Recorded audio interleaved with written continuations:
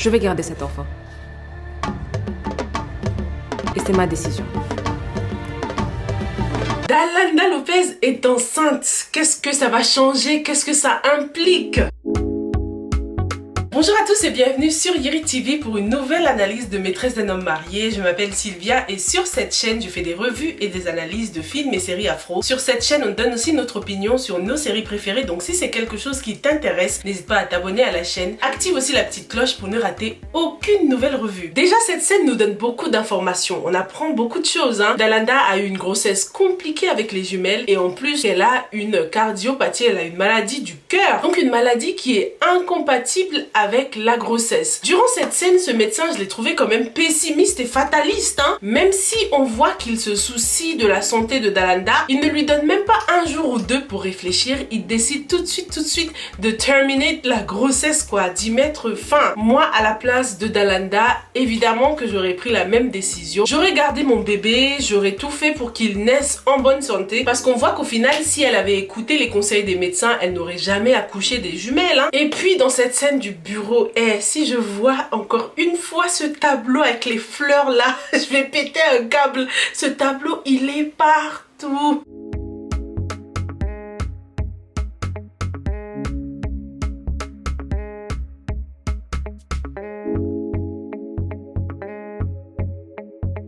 Maintenant dans le bureau du médecin, c'est tout le temps le même tableau qui revient quoi. Mais qu'est-ce que Dalanda a derrière la tête? Est-ce qu'elle veut garder le bébé pour quand même conserver un lien avec Taïru, ou est-ce qu'elle veut juste garder ce bébé parce que ce serait ce que toute mère aurait fait quitte à y laisser sa vie? Ma première réaction après avoir regardé cet épisode, c'était de me dire que non, Dalanda elle doit le dire à Taïru, il a le droit de savoir, en plus il aime ses enfants et peut-être que ça changera la donne. Peut-être qu'avec cette nouvelle il va décider de revenir dans son foyer, mais je me dis est-ce que ça va vraiment changer quelque chose? Depuis le début de cette saison 2, on voit que la série fait un contraste entre la vie de Dalanda et la vie de Lala. Contrairement à Dalanda, la grossesse de Lala pour elle, c'était un moyen de récupérer son mari un peu. Mais on a vu au final comment Cher s'est comporté lorsque Lala était enceinte. Ça n'a vraiment rien changé. Il n'était même pas intéressé par le sexe du bébé. Donc je me dis au final peut-être que Dalanda elle n'a pas tort. Qu'est-ce que ça changerait de tenir Taïru au courant? Un homme infidèle reste un homme infidèle. Laisse-moi te lire la réaction de Aïcha qui habite ici en France. Je pense sincèrement que Taïru n'a pas le droit de connaître la situation de Dalanda car c'est son choix. La grossesse impacte plus la femme que l'homme. De plus, au vu du comportement de ce dernier, il se comporte plus en géniteur qu'en père. Enfin, s'il sait qu'elle est enceinte,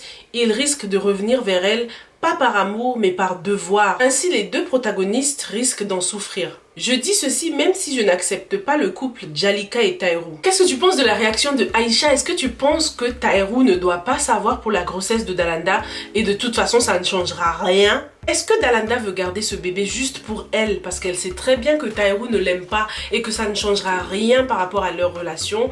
Ou bien est-ce qu'elle le garde parce qu'elle ne veut pas détruire ce qu'il a déjà construit avec Jalika? Dis-moi ce que tu en penses dans les commentaires et je vais te faire écouter la réaction de Hamza qui habite au Royaume-Uni. Je comprends la décision de Dalanda de ne pas vouloir informer Taïru de sa situation. C'est dur de voir un homme revenir vers toi juste pour des principes. Quand tu sais exactement que son cœur appartient à une autre, il ne sera là que pour remplir un devoir. Elle veut Taïru pour l'amour. Elle veut Taïru pour une famille complètement réunie. Et elle se dit c'est pas la peine de revenir si il n'y a pas de l'amour. Mais en revanche, il faudrait qu'elle comprenne qu'il a des droits sur l'enfant qu'elle porte. En tant que juriste, je suis sûre qu'elle le sait, qu'il a des droits sur l'enfant. Je me dis avec le temps, elle se calmera et verra le pour et le contre. Mais je crois que c'est noble de sa part de ne pas vouloir détruire le bonheur que Taïru a trouvé quand elle sait pertinemment qu'il ne l'a jamais aimé. Il faut beaucoup pour pouvoir avoir une telle dignité. Vraiment, ça me fait mal pour elle, mais je suis admirative devant son geste. Franchement, il y a très peu de femmes qui auraient pris la même décision que Dalanda et son histoire me renvoie tout le temps à celle de Lala quoi. Dalanda ne veut tout simplement pas subir ce que Lala est en train de subir. Non mais vous avez vu la scène? Aucune dignité là. Lala elle a perdu toute l'estime de Cher et elle continue à rester dans ce mariage. Mais pourquoi? Pourquoi est-ce qu'elle fait ça? Avec toutes les explications que vous m'avez données concernant le Fasenala, etc., j'ai compris que Lala peut quitter ce mariage si elle le veut. Elle peut demander à Cher de la libérer. Il y a des limites à la soumission. Et d'ailleurs, beaucoup d'entre vous ont dit que dans le cas de Lala, franchement, ce n'est plus de la soumission, là, c'est de l'esclavagisme. Lala est l'esclave de Cher, franchement. L'une de vous me l'a dit tout à l'heure sur WhatsApp, la différence entre Lala et Dalanda, c'est vraiment l'autonomie. Dalanda, on voit que c'est une femme autonome en amour, hein. Elle peut prendre ses décisions toute seule, elle n'a pas besoin de réfléchir longtemps. Franchement, ça m'a vraiment étonnée lorsqu'elle a répondu tout de suite au médecin, genre je le garde, c'est bon, c'est ma décision, period. Je me suis dit, waouh, Dalanda, elle a pas le temps. Alors que Lala... Lala is a mess. Elle a besoin de Cher pour exister. Elle a besoin de sa meilleure amie pour exister. Elle a besoin de sa belle-mère pour exister. Mais au fond, est-ce que c'est vraiment Lala le problème? Est-ce que c'est un péché? Le problème de Lala, c'est vraiment des gens qui profitent de sa faiblesse, hein. Écoutons ce que Marie-Louise, qui habite ici en France, a à dire concernant Lala. Désolée pour la team Lala, mais vraiment, je n'arrive pas à la supporter. Parce qu'elle est trop soumise. Je peux bien comprendre, je peux bien accepter qu'une femme soit soumise. Parce que pour faire plaisir à son homme, parce que l'homme est un être qui se sent supérieur. Mais avec Lala, franchement, c'est trop. C'est de la faute de Lala si Cher la traite ainsi. Si on prend l'exemple de Dalanda, jamais Tahirou ne traiterait Dalanda comme Cher traite Lala. Mais Lala, dès le début, si vous vous souvenez de la première saison, elle n'avait pas à jouer un double jeu, à faire semblant. Elle a publié les photos de Mahem, d'accord, mais elle ne l'a pas fait ex nihilo. Elle ne l'a pas fait sans raison. Donc, si j'étais à sa place, j'aurais dit à Cher que c'est moi qui ai publié les photos. Et puis c'est quoi? Voilà quoi, genre Cher n'a qu'à prendre ses responsabilités parce qu'il est aussi coupable que Lala. Il a plus fait souffrir à Lala que Lala l'a fait souffrir. Donc Lala n'a pas à se comporter ou bien à attendre qu'on la traite comme une victime. Elle n'a pas à se victimiser. Là, actuellement, ça serait déplacé de rester dans ce ménage, qu'on la fasse souffrir encore plus. Et là, ça suffit en fait. Elle n'a qu'à prendre ses clics et ses claques et ses enfants et partir. Si j'étais Lala, je vais vraiment dire à Cher facilement. Aljana, elle nous fatigue avec Aljana. Maintenant que c'est plus Aljana, c'est Safara. Elle n'a qu'à nous laisser tranquille en gros. Qu'est-ce que tu penses de la réaction de Marie-Louise? Est-ce que Lala doit arrêter de faire la victime et demander à Cher de la libérer de ce mariage? C'est fou ce que dans les yeux de Lala, Cher n'a aucun défaut quoi. Mais comment est-ce que ça peut être possible une histoire comme ça? Franchement, ça paraît irréel, mais ce sont des choses qui arrivent, hein. Des femmes qui ont peur de quitter le foyer parce qu'elles ne sauront pas comment recommencer une nouvelle vie quoi. Même si j'ai tellement envie que Lala quitte Cher, j'ai l'impression que Lala ne va pas s'en sortir sans Cher. Pour que Lala quitte le foyer alors qu'elle a construit toute sa vie autour de Cher, ça va être hyper difficile. Toujours concernant Dalanda, on a Anna Clau qui nous partage pourquoi elle pense que Dalanda ne doit pas dire la vérité à Tahirou. Je trouve que Tahirou n'a pas le droit de savoir qu'elle est enceinte. Parce que aller lui dire qu'elle est enceinte, il va penser qu'elle veut revenir, elle veut lui faire du chantage. Alors qu'il n'en est rien du tout. Elle a été digne jusque-là, qu'elle continue. Elle ne lui dit rien. S'il finit par apprendre, vu que la grossesse, pas cacher la grossesse, qu'il aperçoit un jour dans la rue ou que sa sœur lui donne l'information, qu'il veut en parler, ils en parlent, vu que c'est le père. Mais dit elle doit l'informer personnellement, même s'il a le droit de le savoir. Moi, je trouve que il n'a aucun droit. Ce Tahirou, c'est quelqu'un, je sais pas ce qu'il veut, c'est un lâche. En même temps que tu veux recoller les morceaux avec ta femme, en même temps, tu te la coules douce avec Jalika. Donc, qu'est-ce qu'il veut à la fin? Il veut être polygame, il veut que Dalanda soit là et que Jalika aussi soit sa deuxième femme. Qu'est-ce qu'il veut? Alors que tu as signé monogamie. Il est toxique, en fait, pour ces deux femmes-là. Et il ne mérite aucune d'entre elles. Elles sont trop bien pour lui. Franchement, c'est délicat, hein, parce que anyway, cette grossesse finira par se savoir. Déjà que Radio Mben FM a tout écouté, je pense qu'elle ne va pas tarder à tout dire à Tahirou. Et c'est là que les vraies choses vont commencer. C'est là que Jalika sera vraiment une maîtresse officielle, parce que je sens très bien que Tahirou va repartir vers Dalanda après cette nouvelle, hein. Ah, Jalika, elle m'a énervée dans cet épisode. Jalika, elle nage dans le bonheur de quelqu'un d'autre. Elle se voit déjà porter le nom Ndoye, elle s'y croit déjà. C'est vraiment dommage parce que j'aurais aimé une autre histoire pour Jalika. Mais franchement, j'ai de l'espoir que dans la saison 3, ça se passera mieux pour elle, hein? Qu'est-ce que t'en penses? Toujours concernant Jalika, on voit que maintenant elle porte tout le temps son foulard. Hein. Ce que j'aurais aimé, c'est de voir la progression de sa guérison. Parce qu'on voit qu'elle se sent un peu mieux et tout ça. Donc j'aurais bien aimé voir cette progression dans ses coiffures aussi. Depuis le début, elle n'a porté que des foulards. Il y a d'ailleurs quelqu'un qui me disait que Jalika joue maintenant le rôle d'une femme voilée. C'est dommage, j'aurais vraiment aimé que ces foulards racontent aussi son histoire. Parce que là, on a un peu oublié la Jalika malade. On est à fond dans la Jalika maîtresse là. Ce que j'aurais aimé voir aussi, c'est la présence de ses enfants. Elle a quand même 2 enfants. Donc j'aurais aimé voir comment Taïrou se comporte en présence de ses enfants. Est-ce qu'il est vraiment amoureux de Jalika, la femme, Jalika, la mère qui s'occupe très bien de ses enfants, ou est-ce qu'il fait seulement un transfert? Est-ce que Taïrou serait prêt à accepter des enfants qui ne viennent pas de lui? Lui qui aime tant les jumelles, est-ce qu'il est prêt à accepter les enfants de Jalika? Et j'aurais aussi aimé voir comment les enfants se comportent avec lui. Parce qu'avec les enfants, c'est soit ça passe ou ça casse, tu vois. Donc l'insertion des enfants de Jalika dans le scénario aurait été un bon moyen de voir ce qu'ils pensent de Taïrou et un bon moyen de savoir si le couple Taïrou et Jalika aura un avenir. Parce que pour l'instant, Jalika, elle fait trop la meuf célibataire à mon goût là. Elle sort toujours seulement avec lui en tête à tête.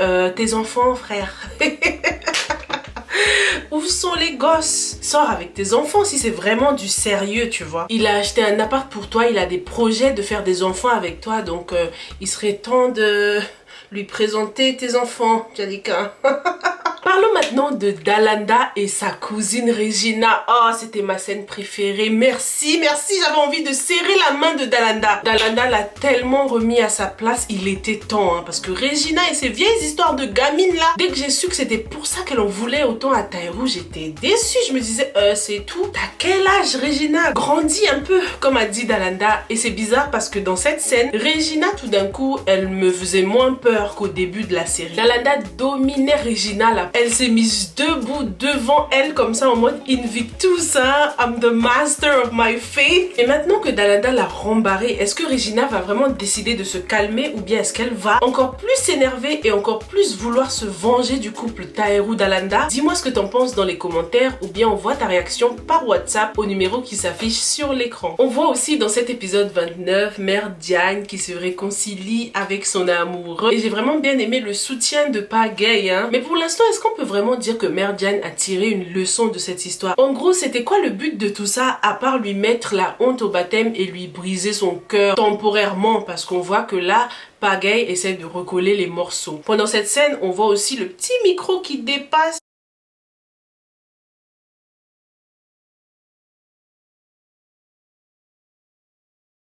Mais bon, on n'a rien vu, ok? Si tu fais partie de la team on n'a rien vu, n'hésite pas à mettre un hashtag on n'a rien vu dans les commentaires. Si tu aimes des vidéos comme ça, de revues et analyses de séries afro, n'hésite pas à me mettre un petit j'aime d'encouragement, ça me fera super plaisir et en plus ça aide l'algorithme de YouTube à recommander mes vidéos à d'autres personnes. Merci beaucoup. Attaquons maintenant la scène Marème et Salif. La scène du malaise, j'étais mal à l'aise. Oh là là là là là là. On voyait très clairement dans cette scène que l'amour n'était pas réciproque. J'avais mal pour Salif un peu, hein. Lorsqu'il dit à Marème, tu sais que je t'aime, tout ce qu'elle trouve à faire, c'est rigoler. Là, je me suis dit non, Marème et Salif, ça va pas, non, non, non, non. Même pas de moi aussi, je t'aime, nothing at all. Et d'ailleurs, Salif, il a eu des réactions très bizarres. Je le trouve bizarre en ce moment, Salif, hein. Lorsque Marème parlait donc du breaking news, hein, le corps qui a été découvert, Salif, qui a quand même investi dans cette entreprise, n'avait pas l'air très choqué, il était là, ouais, bref. Salif, on vient de découvrir un corps, c'est pas le moment de dire des tu sais que je t'aime là, comme si tu essayais de camoufler quelque chose. Pour couronner le tout, il dit à Marème que ce serait bien si un de ces jours, il partait quelque part pour s'éloigner de l'agitation, etc. Mais est-ce que c'est le moment là? T'es venu à Dakar principalement pour faire des escapades amoureuses ou bien pour investir dans Sénégindia et pour le projet Aquanic? À leur place, la dernière chose que je penserais à faire après une découverte comme ça, ce serait de sortir de Dakar, quoi. Déjà, peut-être que les gens trouveraient ça suspect, par exemple, Salif. Franchement, pendant cette scène, j'avais mal pour Marem. Elle avait l'air d'être piégée dans cette relation. C'était pas cute du tout, quoi. L'autre chose qui m'a semblé tellement bizarre pendant cet épisode, c'est donc la collaboratrice de Salif, celle qui a posé les micros pour Marem. En fait, déjà, je me demande pourquoi elle a fait ça. Pourquoi est-ce que Marem déciderait de poser des micros dans les bureaux de Raki et Biram? Pourquoi pas Cher? Pourquoi pas Mansoura? Pourquoi pas mettre tout le monde sur écoute, mais spécifiquement Biram et Raki comme par hasard. Ça m'a trop étonnée parce que je me suis dit que si cette collaboratrice-là, elle est capable de faire ça pour Marem, et en plus en mode no stress, hein, elle a pas vraiment stressé, elle a regardé de gauche à droite, il y avait personne, bam, elle a posé son truc, elle est allée dans l'autre bureau, elle a regardé gauche-droite, elle a posé, elle était pas vraiment stressée. Elle a même eu le temps de passer un coup de fil dans le bureau avant de partir. Je me dis que elle, en fait, elle est dangereuse. Elle a sûrement dû faire pire pour Salif. Peut-être qu'au final, Salif n'est pas l'homme parfait. C'est quoi ça? On sait que Marem, elle n'a pas vraiment des envies de vengeance. En fait, ça ressemble pas à Marem. Franchement, si on m'aurait dit que c'était Salif qui avait demandé à sa secrétaire de poser les micros, là, j'aurais beaucoup plus compris. Et ça aurait expliqué un peu le comportement de je m'en foutisme de Salif lorsqu'il était avec Marem. Mais là, on voit très bien qu'apparemment, c'est Marem qui a demandé de faire. Peut-être que c'est Salif qui a demandé à Marem de demander à sa collaboratrice de le faire. On verra bien par la suite. Mais pour moi, les micros de la part de Marem, j'ai pas compris pourquoi Marem ferait ça. Et franchement, maintenant, j'ai peur de Salif. Hein. Est-ce que ça veut dire qu'il fait souvent des trucs comme ça avec les entreprises avec qui il est partenaire? Qu'est-ce que t'en penses? Dis-moi dans les commentaires. Est-ce que tu sais pourquoi Marem demanderait à la secrétaire de Salif de poser des micros comme par hasard dans le bureau de Biram et Raki? Franchement, je trouve que ce geste ne colle pas avec le personnage de Marem. La Marem qui est restée professionnelle au travail. La Marem qui veut tourner la page mais qui est quand même toujours amoureuse de Cher. La Marem qui a mûri. Ou peut-être que Marem cachait bien son jeu et qu'au final, elle veut se venger avant de repartir en Côte d'Ivoire. En tout cas, comme Amadou du Sénégal me l'a dit tout à l'heure, Marem a la balle dans son camp. Marem va savoir exactement ce que Biram et Mansoura mijotent. Parce que Mansoura va sûrement très souvent aller dans le bureau de Biram. Marem a les aveux de Raki. Non mais Raki qui oublie que les murs ont des oreilles. Raki qui oublie qu'il y a certaines conversations qu'il faut éviter d'avoir au bureau. Raki, tu connais pas le texto? Comment Raki s'est retrouvée à la tête de Sénéginja déjà? La meuf, elle l'a dit normal. Il faut savoir que c'est moi qui ai tué Bakary. J'étais morte de rire. Mais Raki parle en code, t'es obligé de tout dire comme ça d'un coup. On voit au moins un texto, après tu supprimes. Les murs ont des oreilles, Raki. Come on, girl. Raki, elle pouvait clairement envoyer un petit message vite fait là, un petit texto à Mustapha et lui demander de supprimer juste après. Mais bon, ça colle avec la Raki de la saison 2, hein. Raki qui stresse pour rien et tout ça. C'est dommage parce que j'aurais bien aimé voir la Raki de la première saison. La Raki qui certes n'a pas beaucoup d'expérience côté amour, mais la Raki forte, qui donne des gifles, qui se fait respecter au travail, au chantier. La Raki intellectuelle. Là, la Raki de la saison 2, c'est du grand n'importe quoi. Le personnage ne reflète plus du tout l'intelligence de Raki. Elle n'est pas du tout stratège. Elle stresse pour rien. Elle est hyper jalouse. Mais dans un sens aussi, Raki reflète bien l'entreprise. Hein. Elle reflète bien Sénéginja qui est on shaky ground. Et on attend que ça. On attend que Sénéginja s'effondre. On attend que Marem prenne sa revanche. On attend de voir la chute de Cher. Plus que quelques épisodes avant la fin de la saison 2. Hein. J'ai du mal à croire que c'est bientôt fini, mais je sens qu'il y aura sûrement une saison 3. En tout cas, je l'espère. Qu'est-ce que tu penses arrivera à la fin? Est-ce que Dalanda va perdre la vie? Qu'est-ce que Marem essaye de prouver? Et est-ce qu'elle va vraiment réussir à prendre sa revanche? Ou bien est-ce qu'elle va tout laisser tomber par amour pour Cher? Dis-moi tout dans les commentaires. En attendant, je te retrouve dans la prochaine revue. Stay safe and stay blessed. Bye!